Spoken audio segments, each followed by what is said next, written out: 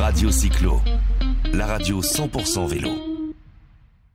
Bonjour à tous, chers auditeurs, chers téléspectateurs de Radio Cyclo, Radio Sport. Aujourd'hui, j'ai le plaisir de recevoir quelqu'un qui nous vient de la FUB, la Fédération des usagers de la bicyclette. J'ai le plaisir de recevoir Amaury Guinard. Bonjour. Bonjour Jérôme, merci de ton accueil. Très Alors, heureux d'être qu'est-ce que tu fais à la FUB, toi, du coup?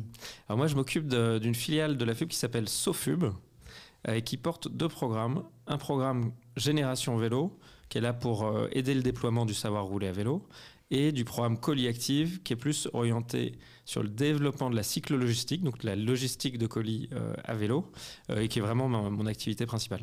Et c'est pour ça que je voulais te recevoir, parce qu'il y a des nouveautés, des nouveaux territoires, on va en parler. Et en tout cas, il y a de plus en plus de colis, Colis Active, qui sont on parle du dernier kilomètre souvent maintenant, qui sont livrés dans les centres-villes. Et comme on ne peut plus aller dans les centres-villes en voiture, grâce à Dieu, eh bien, on va le faire à vélo. Donc, Colis Active, du coup, c'est quoi? Et ça existe depuis combien de temps? Donc, Colis Active, c'était une initiative proposée au ministère de la Transition écologique fin 2019, ou plutôt un projet de programme visant à inciter les chargeurs, donc les transporteurs, les commissionnaires de transport et autres, à confier plus de flux à la cyclo-logistique. Parce que la cyclo-logistique, ça a pas mal de vertus, notamment la vertu d'être décongestionnante. C'est-à-dire que quand, en zone à faible émission, donc dans des zones où il y a des problématiques de santé publique fortes liées à la qualité de l'air, on parle de 40 000 morts régulièrement par an, mais c'est aussi énormément de maladies respiratoires chroniques, on se dit comment est-ce qu'on peut réduire la pollution?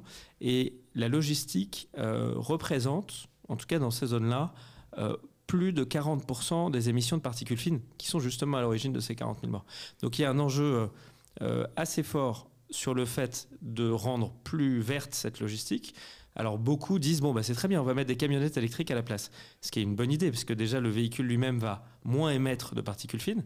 En revanche, ça résout qu'une partie du problème, parce que la camionnette électrique continue à être congestionnante, dans la mesure où quand elle est stationnée, correctement ou pas, quand elle cherche une place, quand elle est dans le flux de circulation, elle impacte le flux de circulation, et donc elle génère des bouchons qui sont source d'émissions de particules fines, mais pas que du véhicule lui-même, mais aussi de tous les autres qui sont impactés par son activité. Et donc c'est là où le vélo et la cyclo-logistique a un impact et un rôle énorme. Et c'est pour ça qu'on a proposé ce programme qui a donc été accepté à l'époque par Elisabeth Borne. D'ailleurs, ça avait été annoncé qui était lors ministre du Congrès, des Transports avant. Qui était ministre de la Transition écologique. Et qui avait d'ailleurs annoncé sur une vidéo pendant le congrès de la FUB le fait que le programme était retenu. Donc ça, c'était fin 2019 ou début 2020 à Bordeaux. Et donc le programme, il a vocation à... On verse en fait une prime par colis livré en vélo. Donc on récupère un peu toutes les données liées à la livraison pour vérifier que c'est fait en vélo. Connaître aussi la densité des livraisons pour verser une prime qui est juste et qui prend en compte justement le fait que la tournée est plus ou moins dense, parce qu'il y a plus ou moins besoin de l'aider en fonction de sa densité. Et donc une fois qu'on a vérifié que c'est fait en vélo, on verse une prime qui va être partagée entre le donneur d'ordre et l'entreprise qui fait le dernier kilomètre à vélo. L'objectif, c'est vraiment d'inciter toute la chaîne à changer son mode de consommation du dernier kilomètre et à développer fortement la cyclo-logistique, surtout pour les problématiques de santé publique dont je parlais tout à l'heure, de décongestion de nos villes. Alors, nous, on ne s'attaque qu'aux zones à faible émission, parce que c'est là où c'est prioritaire, c'est là où il y a un problème de santé. Mais bon, la cyclo-logistique se développe à plein d'autres endroits, heureusement. Et on ne s'occupe que des colis en tournée, même si des villes comme Lyon ou comme Rouen nous ont aussi demandé de nous occuper de l'alimentaire. Donc justement, quand tu parles de Rouen, quand tu parles de Lyon vient de se lancer.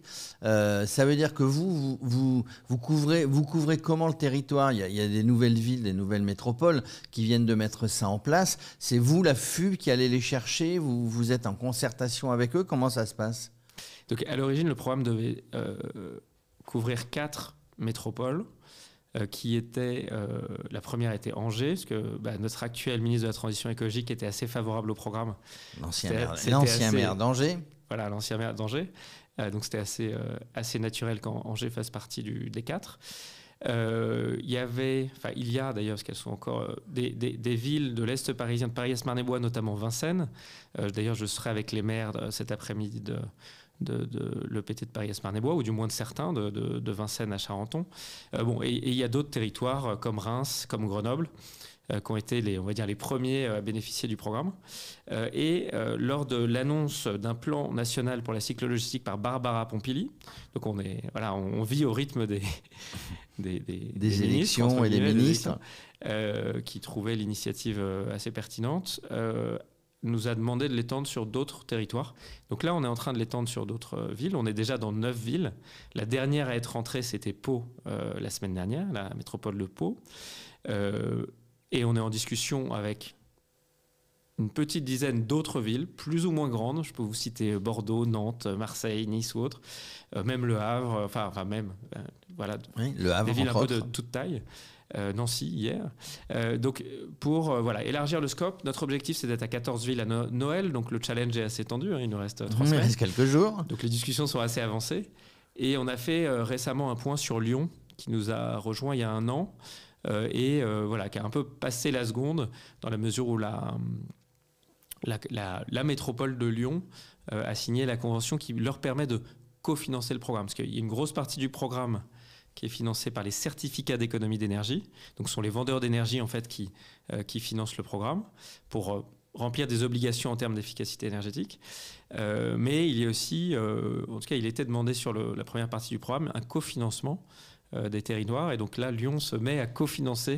Donc voilà, comme c'était le premier territoire à cofinancer, on a voulu un peu marquer le coup. On a fait une vidéo super avec des acteurs locaux. On a vu effectivement une actualité une actualité il y a quelque temps.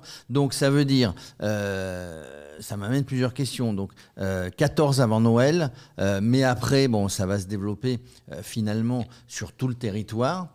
Et puis, ça va forcément se développer parce que la plupart des villes interdisent, ou métropoles interdisent les centres-villes aux voitures. Mais on s'aperçoit, là on parle de colis, mais on s'aperçoit que tout est livrable à vélo. Oui, en effet, il y a une étude assez récente d'ailleurs de l'université Gustave Eiffel qui, en lien avec DB Schenker, ce qui est assez intéressant parce que DB Schenker, il livre quasiment que de la palette, qui conclut que plus de 80% des livraisons sont faisables en vélo de manière compétitive, dans les zones urbaines denses quand même. Ça ne veut pas dire qu'il faut tout faire en vélo. Je pense qu'il ne faut pas opposer les modes. Il y a quand même pas mal de modes sur lesquels la camionnette est plus pertinente. Mais il faut clairement casser l'idée que beaucoup ont de dire en fait le vélo c'est un peu anecdotique, le vélo cargo aussi. Non, ça a une vraie fonction, bien sûr sur le transport de passagers et de personnes. Ça, si on s'en était pas rendu compte, le Covid a permis de s'en rendre compte encore mieux. Mais je crois que là j'ai plutôt des convaincus, donc il n'y a pas trop de sujets. Mais sur la cyclo-logistique, on a exactement le même problème avec même un décalage dans le temps.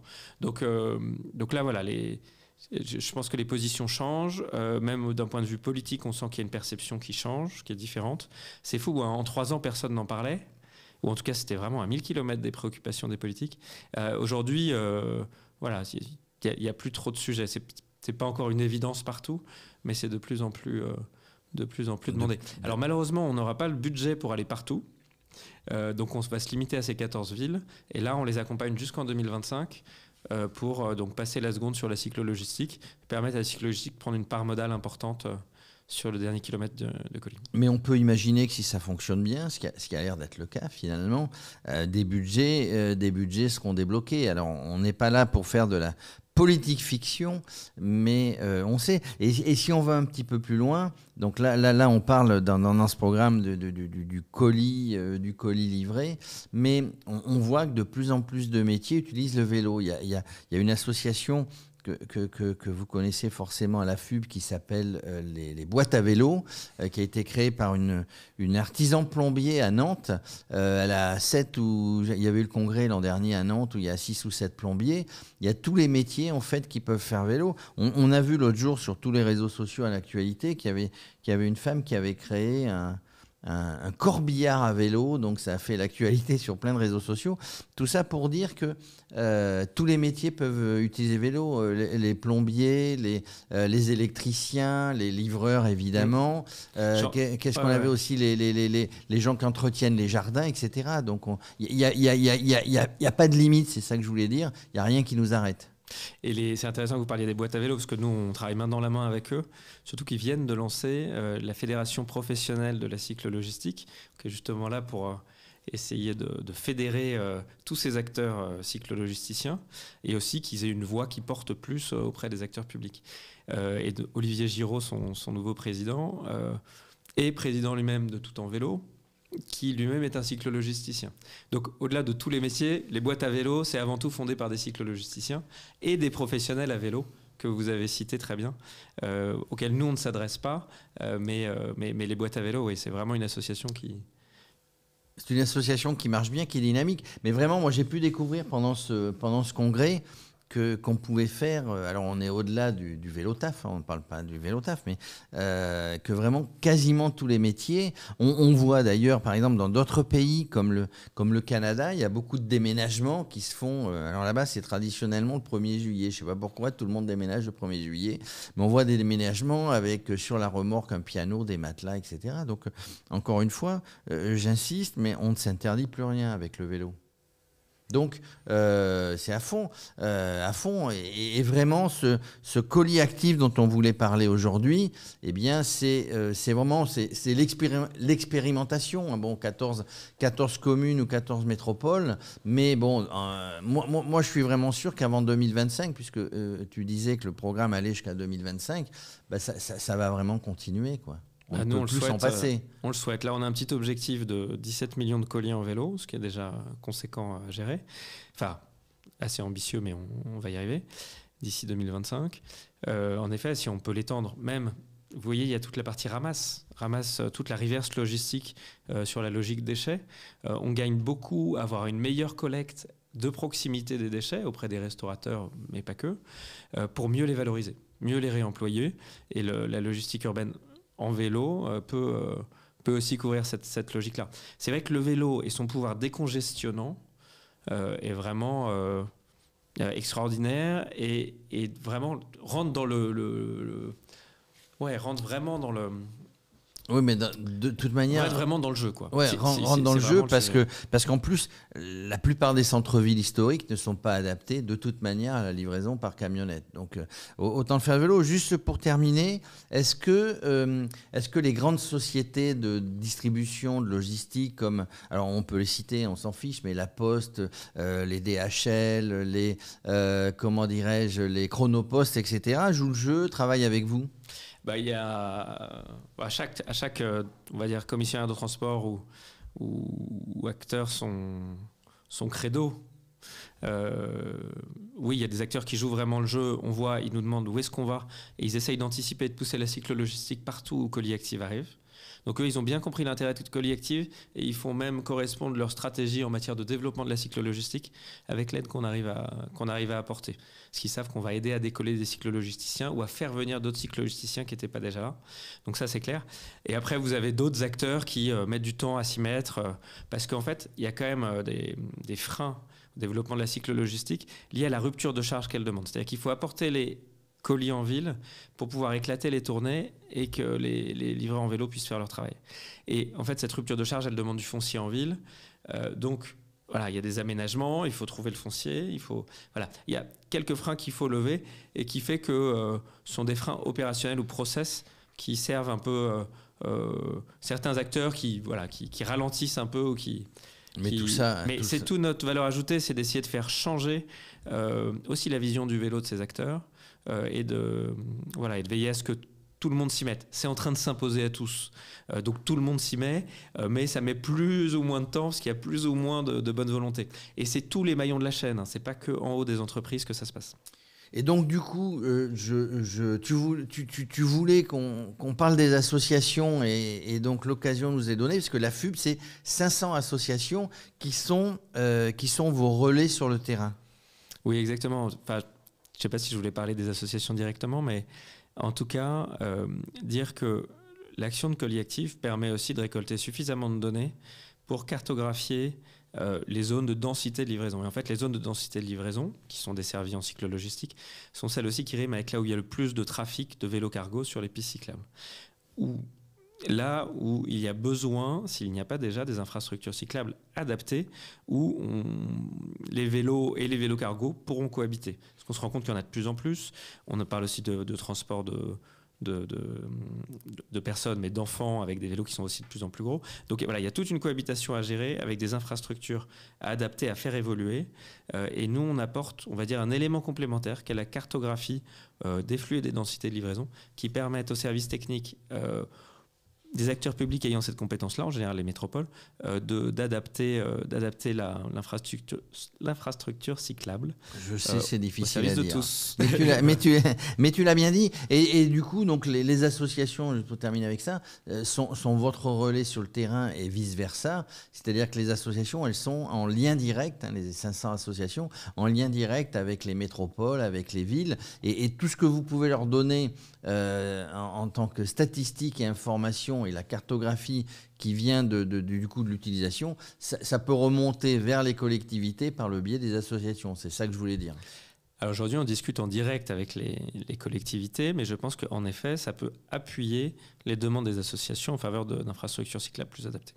Juste pour conclure, c'est bon, c'est tout bon pour l'industrie du vélo cargo, hein, puisque y a beaucoup de marques françaises là-dessus, et forcément, on le voit, hein, ça se développe. L'utilisation du vélo cargo est en forte augmentation. Donc en gros, tu parlais tout à l'heure de la chaîne. En fait, toute la chaîne est touchée. Et si toute la chaîne, derrière la FUB, se met en place, il n'y a pas de raison que ça ne fonctionne pas. Merci à Maurice Guinard. Je rappelle, tu t'occupes entre autres, de Colis Active, l'opération Colis Active à la FUB, la Fédération des usagers de la bicyclette. Merci d'avoir développé un petit peu ça avec nous sur Radio Cyclo. Merci beaucoup, Jérôme. Radio Cyclo, la radio 100% vélo.